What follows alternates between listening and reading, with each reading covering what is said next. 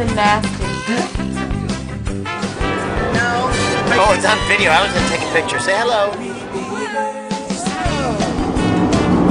Oh my goodness.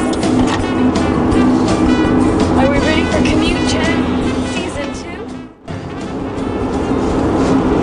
I'm more ready for Commute Chat than learning a whole new round of students. You're gonna have to speak up, honey. You could give me the old ones back. I know them already. Your students? Yeah. They need to be working on the legend. What's the legend? To be scared of me. Oh, this is the day where the teachers all get back. They compare notes on their summer vacations. Those who taught summer school will report on the crop of students to be expected coming in from the middle schools. I think there's naked jello wrestling at lunchtime. Actually, we're having waffles. That's right. There probably will be biscuits. I should mention, because I'm a total fangirl now, right this minute we're driving through Powder Springs. Who lives in Powder Springs, I may I ask? believe the Cracker Queen lives in Powder Springs. And Loretta Hannon, she's an author of the book The Cracker Queen. And she lives here, but I swear I'm not stalking her. I am simply riding along with Doug because we're at school. This is the way we drive to school. Right. Yes, ma'am. Okay, but you know what? Hold on, I gotta look down the side streets. Just in case she's out walking or something. Should we talk about Friday night a little bit? Sure. Okay. You want to set it up or shall I? Feel free. No, but Susie says I talk too much, and Susie? Susie Grindrod She says I need to hand off the talking stick occasionally, so I'm handing it to you. We went to the library on Friday night. Did a book reading and signing by authors Terry Kay of To Dance with the White Dog and The Book of Marie. And Bringing Home Lottie. And a bunch of others. Yeah, what, 11? He's published 11 books, maybe. Look him up, though. Terry Kay, great writer. And then Loretta Hannon, the Cracker Queen, who has written a funny book, memoirs. It's very poignant about her life. She's also an NPR commentator and does some things here for Georgia Public Broadcasting, which... That was the other reason that we were at the library. Georgia Public Broadcasting was doing a recording for Cover to Cover, and both the authors did a reading from their books, and they took questions, and that was really fun. I thought that was a lot of fun. Right, they had a person from the Rome GPB station and one gal from Atlanta. Right, Susan Capilouto from Atlanta and John Sepulvedo from Rome. And Tori Malatia of WBEZ, if you see this, they both think you are the bomb! Yeah. This is like product placement. Commute Chat. It was really exciting. We took our youngest, referred to on the blog as Garbo, her real name is Sophia.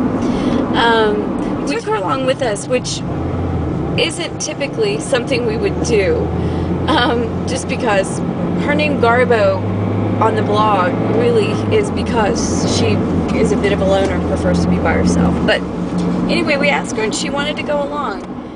It was very cool to watch her. She got to meet Loretta, who has been a huge inspiration for me lately about writing and the fact that I can actually write and do what I want to do.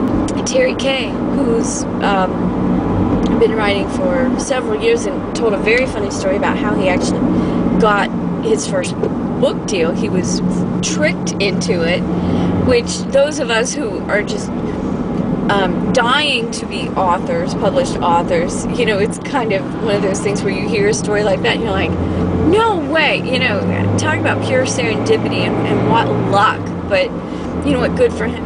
But he was writing for a newspaper or something at that time.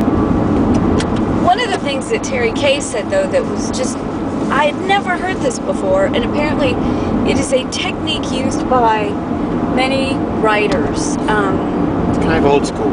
Old school. He said Hemingway did it. Did he say Faulkner did it? I forget. I don't know if he said Faulkner, but he did say Hemingway. Hemingway did it.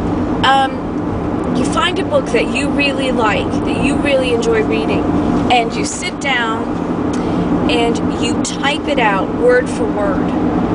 And the idea is that you pick up the rhythm of that author, and it helps you to understand how the language creates that rhythm.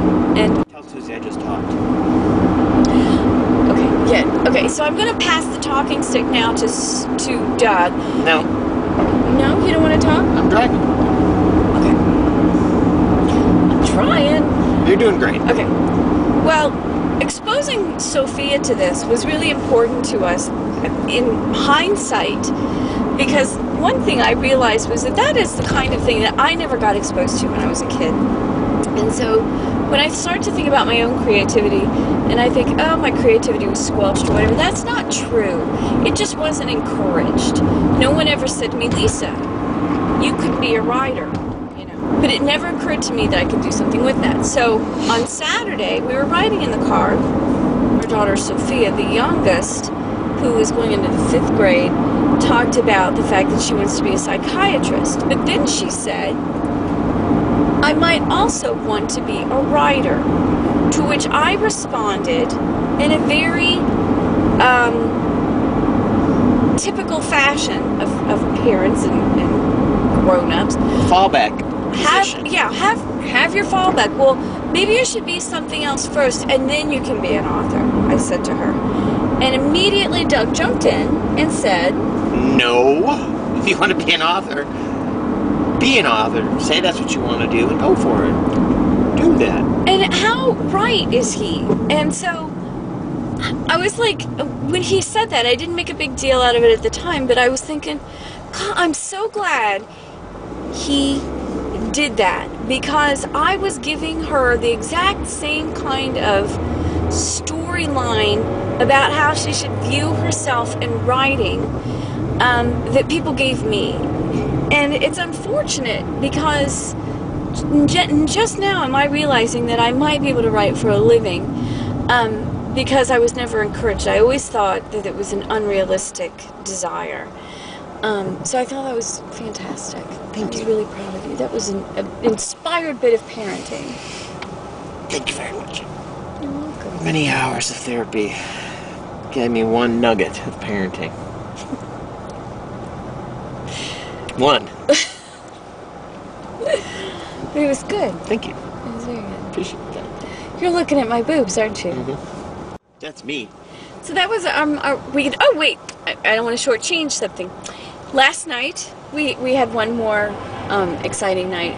We had a meet up with Holly, Fantastic Forest, and her family, Professor X, and the 2 brilliant children. We had a very nice time. We did find out, though, the downside, and we should know this by now, the downside to trying to do something in Georgia on a Sunday is that you can't go to a locally owned and operated restaurant, particularly late on a Sunday. And late, like 8 or 9. Yeah. But really, they're just flat out closed. So we had to go to a chain. I won't tell you which one, you'll have to guess, but it was near an exit on the interstate, so you can kind of... And not a Shoney's. I like... No, I don't But like we weren't...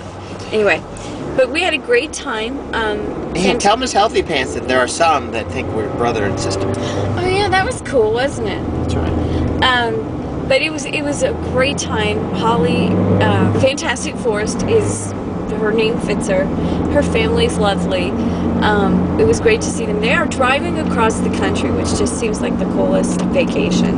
I think she said 42 days on the road. So far.